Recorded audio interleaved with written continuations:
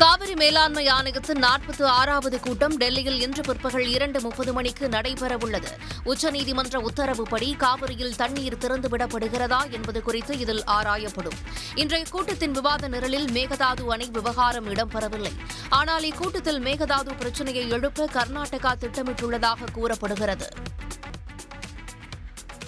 சென்னையில் நடைபெற்ற ஜூனியர் உலகக்கோப்பை ஹாக்கி தொடரின் அரையிறுதிப் போட்டியில் நடப்பு சாம்பியனான ஜெர்மனியிடம் இந்தியா தோல்வியடைந்தது.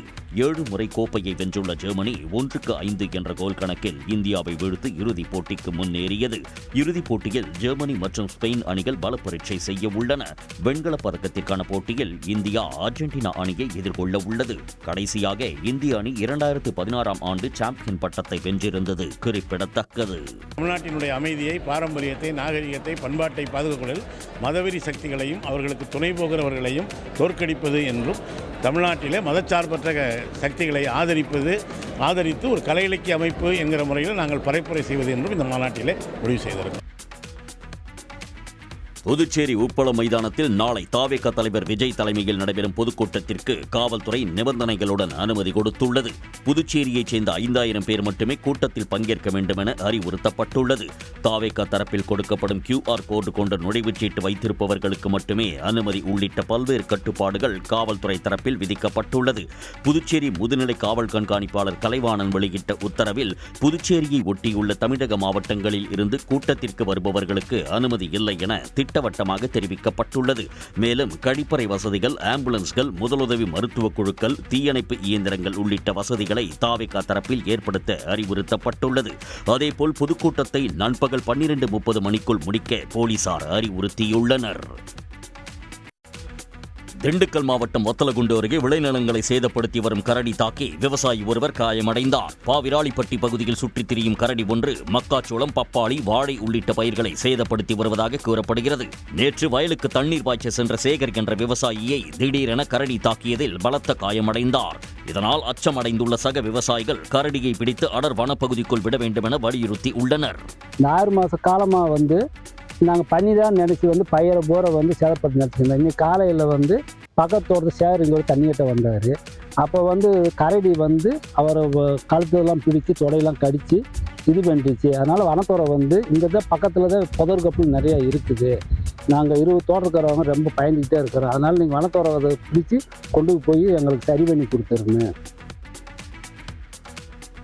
திருவாரூர் மாவட்டம் மன்னார்குடியில் குடியிருப்பு பகுதிகளில் தேங்கியுள்ள மழை நீரை மக்களே தங்களது சொந்த முயற்சியில் மோட்டார் மூலம் வெளியேற்றி வருகின்றனர். மன்னார்குடி கிருஷ்ணா நகரில் கடந்த 3 நாட்களாக மழைநீர் தேங்கியுள்ளது.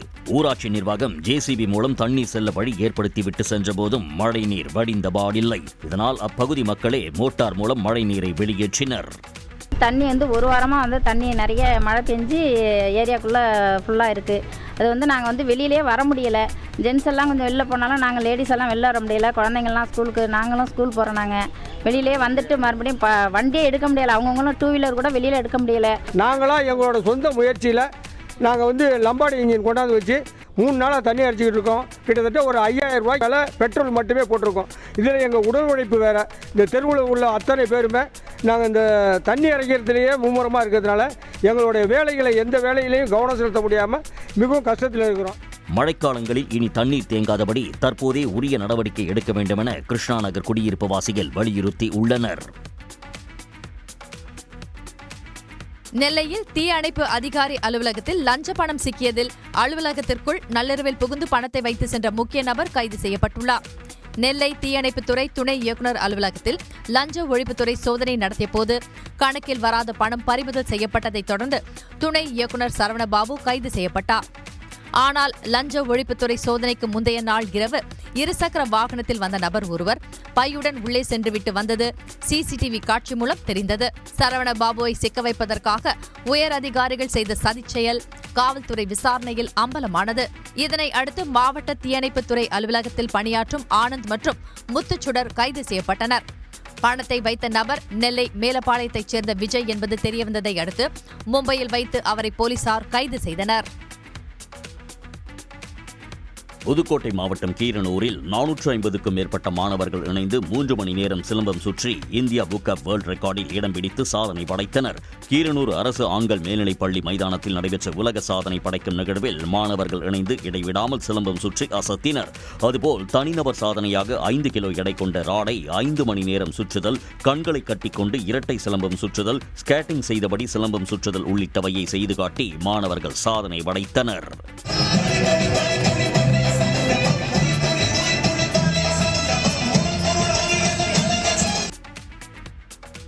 நடிகர் சூர்யாவின் புதிய திரைப்படத்தின் பூஜை சென்னையில் நடைபெற்றது. ரோமன்சம் ஆவேசம் படங்களின் மூலம் ரசிகர்களை கவர்ந்த மலையாள இயக்குநர் ஜித்து மாதவன் சூர்யாவின் 47வது திரைப்படத்தை இயக்குகிறார். ஆர்ஜி பாலாஜியின் கருப்பு மற்றும் வெங்கி அட்லூரியின் திரைப்படங்களை தொடர்ந்து இத்திரைப்படம் வெளியாக உள்ளது. இதில் நஸ்ரியா, நஸ்லன் உள்ளிட்டோர் முக்கிய கதாபாத்திரங்களில் நடிக்க உள்ளனர். வெங்கி அட்லூரி திரைப்படத்தில் நடித்து வரும் சூர்யாவுக்கு இன்னும் 20 நாட்கள் ஷூட்டிங் உள்ள நிலையில் விரைவில் இப்படத்தில் இணைவார் என எதிர்பார்க்கப்படுகிறது. உலக புகழ்பெற்ற ஹார்லி டேவிட்சன் நிறுவனம் பெரும் எதிர்பார்ப்புக்கு மத்தியில் X440T என்ற புதிய பைக்கை அறிமுகம் செய்துள்ளது. சிவப்பு, கருப்பு, நீலம், வெள்ளை என 4 வண்ணங்களில் கிடைக்கும் இந்த பைக்கின் விலை இந்தியாவில் 2,79,000 ரூபாய் என நிர்ணயம் செய்யப்பட்டுள்ளது. இந்த பைக்கில் அவசர கால பிரேக்கின் போது அனைத்து இண்டிகேட்டர்களையும் ஒளிரச் செய்யும் பேனிக் பிரேக்கிங் அலர்ட் இருப்பது சிறப்பம்சமாக பார்க்கப்படுகிறது. இளம் தலைமுறையினரை கவரும் வகையில் இந்த மாடல் ஹார்லி டேவிட்சன் பைக் வடிவமைக்கப்பட்டுள்ளது. திருப்பதி கோயில் உண்டியல் காணிக்கையில் 100 கோடி திருடியது உண்மைதான் என்று ஒப்புக்கொண்ட தேவஸ்தான முன்னாள் ஊழியர் ரவிக்குமார் தனது சொத்தில் 90% ஏழுமலையானுக்கு எழுதி கொடுத்து விட்டதாக கூறியுள்ளார். இது தொடர்பாக வீடியோ வெளியிட்டுள்ள அவர், விசாரணைக்கு முழு ஒத்துழைப்பு தருவேன் என்றும், ஆனால் சிலர் தன்னை மிரட்டுவதாக கண்ணீர் மல்க பேசியுள்ளார். దయచేసి అర్థం చేసుకోండి. నా మనోవేదన ఈ రోజుకి నా భార్య పిల్లలు తలుచుకుంటే నేను ఎంత మహాపాపం చేశాను తలుచుకుంటూ బాధపడి రోజులే. ప్లీజ్. திருப்பதி கோயில் பெரிய ஜீயர் மடத்தில் ரவிக்குமார் பணிபுரிந்து வந்தார். இந்த நிலையில் கடந்த 2023ஆம் ஆண்டு இவர் உண்டியல் காணிக்கையை திருடிய போது பிடிபட்டார். திருட்டு புகாரில் சிக்கிய இவர் தனது சொத்தில் ஒரு பகுதியை மட்டுமே தேவஸ்தானத்திற்கு எழுதி கொடுத்துள்ளதாக தெலுங்கு தேசம், ஜனசேனா, பாஜக கட்சியினர் குற்றம் சாட்டினர். ஆனால் 90% சொத்தை ஏழுமலையானுக்கு எழுதி கொடுத்து விட்டதாக ரவிக்குமார் கூறியுள்ளார். இந்த விவகாரம் குறித்து சிறப்பு விசாரணை குழுவினர் விசாரணை மேற்கொண்டு வருகின்றனர். சூட்கேஸில் 500 கோடி ரூபாய் கொடுத்தால் பஞ்சாப் மாநிலத்தின் முதலமைச்சராகி விடலாம் என்று பேசிய காங்கிரஸ் மூத்த தலைவர் நவ்ஜோத் சிங் சித்துவின் மனைவி நவ்ஜோத் கவுர் சித்துவின் கருத்துக்கு கடும் விமர்சனங்கள் கிளம்பி உள்ளன. முன்னாள் கிரிக்கெட் வீரரும் தற்போதைய பஞ்சாப் மாநில காங்கிரசின் மூத்த தலைவரும் முன்னாள் மாநில தலைவருமான நவ்ஜோத் சிங் சித்து அண்மை காலமாக தீவிர அரசியலில் இருந்து சற்றே விலகி உள்ளார். இந்த நிலையில் சனிக்கிழமையன்று செய்தியாளர்களுக்கு பேட்டியளித்த அவரது மனைவி நவ்ஜோத் கவுர் சித்து முதலமைச்சர் பதவியை பேரம் பேசி வாங்கலாம் என்றும், 500 கோடி ரூபாய் இருந்தால் அவர் முதலமைச்சர் ஆவார் என்றும் குறிப்பிட்டார். அத்துடன் தனது கணவரிடம் 500 கோடி ரூபாய் இல்லாததால் அவர் முதலமைச்சராக முடியவில்லை என்றும் தெரிவித்தார். புயலை கிளப்பியுள்ள இந்த கருத்து தொடர்பாக காங்கிரஸ் கட்சி விளக்கம் அளிக்க வேண்டும் என்று ஆளும் ஆம் ஆத்மி, பாஜக கட்சிகள் வலியுறுத்தி உள்ளன. இந்த கருத்து காங்கிரஸ் கட்சிக்குள் தார்மீக ரீதியிலான சரிவு ஏற்பட்டுள்ளதை காட்டுவதாக பாஜக குற்றம் சாட்டி உள்ளது. அத்துடன் காங்கிரஸ் கட்சிக்குள் பணப்பை அரசியல் இருப்பதை வெளிப்படுத்தி உள்ளதாகவும் பாஜக தெரிவித்துள்ளது. திருப்பதி தேசிய சமஸ்கிருத பல்கலைக்கழகத்தில் 1ஆம் ஆண்டு மாணவியை பாலியல் பலாத்காரம் செய்த உதவி பேராசிரியர் இடைநீக்கம் செய்யப்பட்டுள்ளார். ஒடிசா மாநிலத்தைச் சேர்ந்த 1ஆம் ஆண்டு மாணவியை உதவி பேராசிரியர் லக்ஷ்மண் குமார் பாலியல் பலாத்காரம் செய்து கர்ப்பமாக்கியதாக கூறப்படுகிறது. லக்ஷ்மண் குமார் மாணவியுடன் தனியாக இருக்கும்போது அதனை மற்றொரு பேராசிரியரான சேகர் தொலைபேசியில் படம் பிடித்து அந்த காட்சிகளை காட்டி மாணவியை மிரட்டி பாலியல் ரீதியாக துன்புறுத்த முயன்றுள்ளார். இதனால் பாதிக்கப்பட்ட மாணவி துணைவேந்தரிடம் புகார் அளித்தார். துணைவேந்தர் GSR கிருஷ்ணமூர்த்தி பேராசிரியர் லக்ஷ்மண் குமாரை இடைநீக்கம் செய்து உத்தரவிட்டார். லக்ஷ்மண் குமார் மற்றும் சேகர் மீது பல்கலைக்கழக பதிவாளர் ரஜினிகாந்த் சுக்லா காவல் நிலையத்தில் புகார் அளித்துள்ளார்.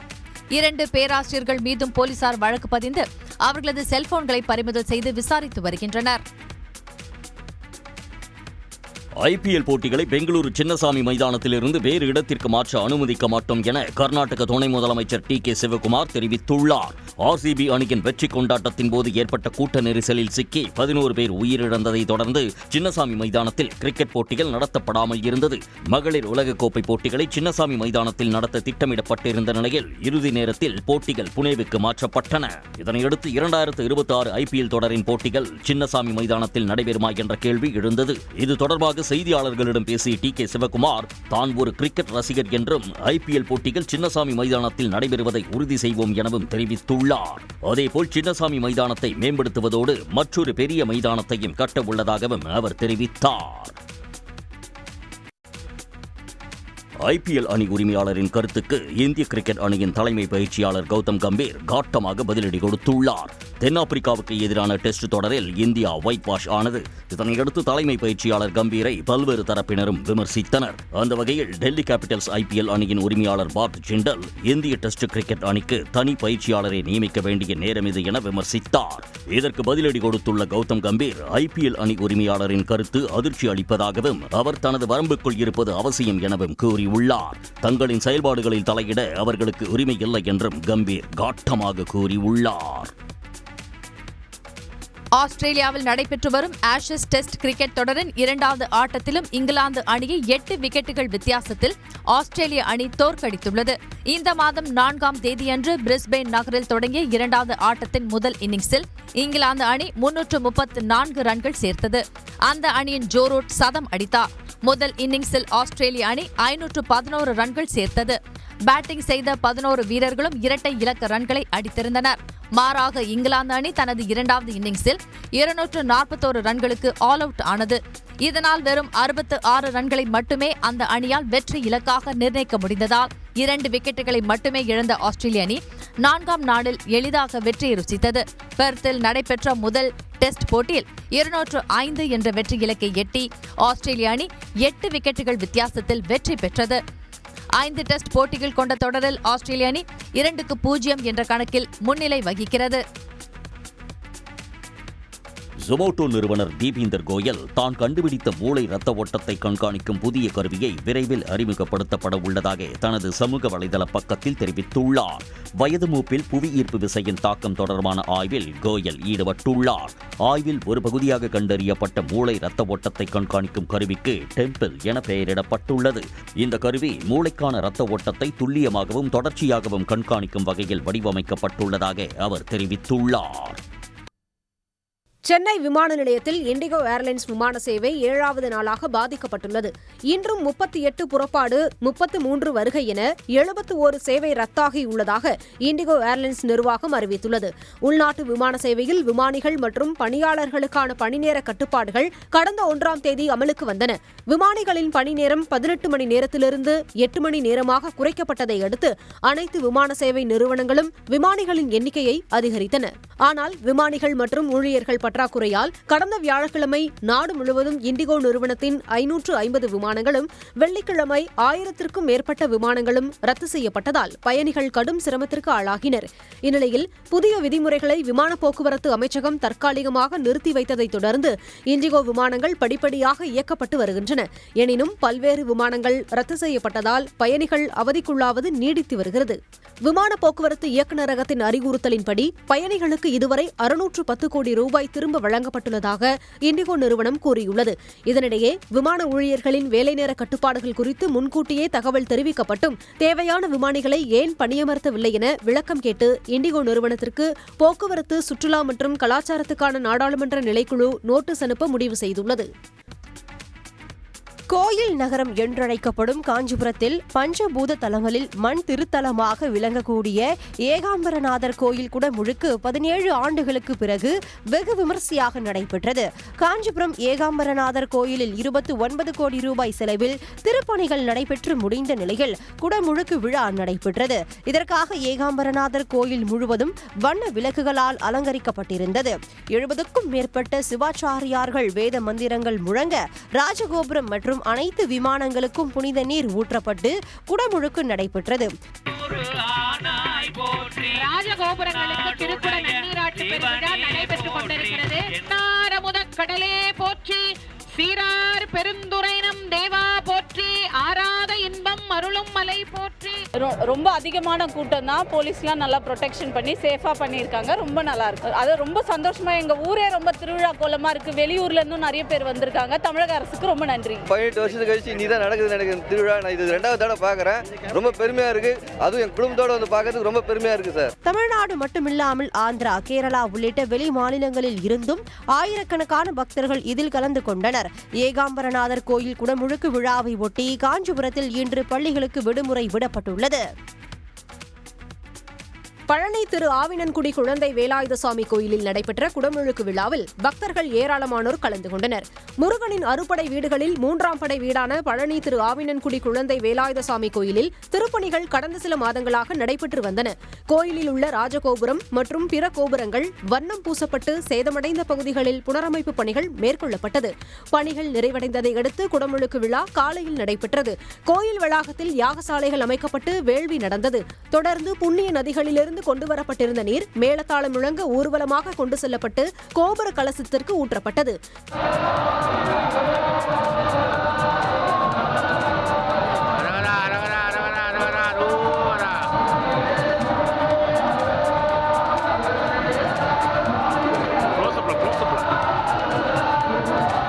இந்து சமய அறநிலையத்துறை அமைச்சர் சேகர்பாபு, உணவுத்துறை அமைச்சர் சக்கரபாணி, சட்டமன்ற உறுப்பினர் செந்தில்குமார் உள்ளிட்ட பலரும் கலந்து கொண்டனர்.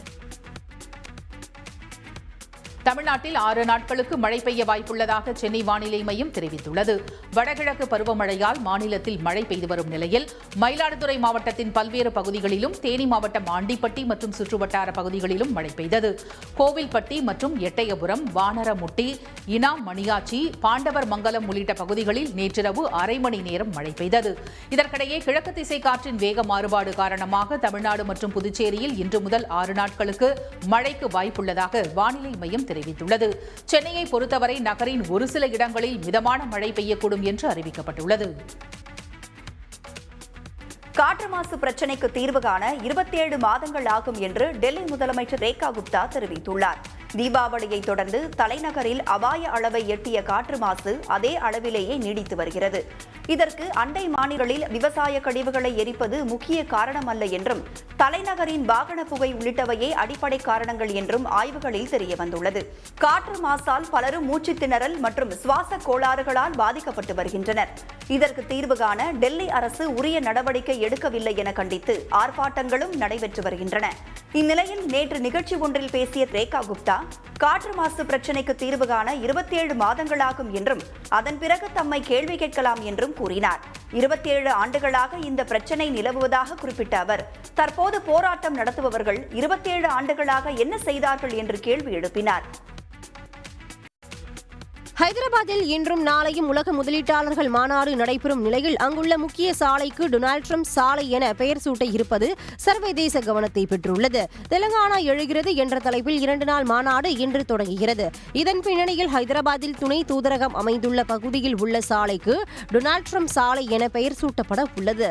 பதவியில் இருக்கும் அமெரிக்க அதிபர் ஒருவர் தனது நாட்டுக்கு வெளியே இதுபோன்று கௌரவிக்கப்படுவது இதுவே முதல் முறை என்று அதிகாரிகள் கூறுகின்றனர். பொதுவாக ஹைதராபாத்தில் உள்ள சாலைகளுக்கு அரசியல் ஆளுமைகளை தாண்டி அந்த நகரை ஒரு தொழில்நுட்ப நகரமாக மாற்ற பங்களித்த உலகளாவிய வணிக நிறுவனங்கள் மற்றும் தொழில் முன்னோடிகளின் பெயர்களும் சூட்டப்பட உள்ளன. கூகுள் வீதி, மைக்ரோசாஃப்ட் ரோட், விப்ரோ ஜங்ஷன் அவற்றில் அடங்கும். மேலும் ரவிரியாலாவில் உள்ள நேரு வெளிவட்ட சாலையின் ஒரு பகுதிக்கு மறைந்த தொழிலதிபர் ரத்தன் டாடாவின் பெயரை வைக்க முதலமைச்சர் ரேவந்த் ரெட்டி முடிவு செய்துள்ளார்.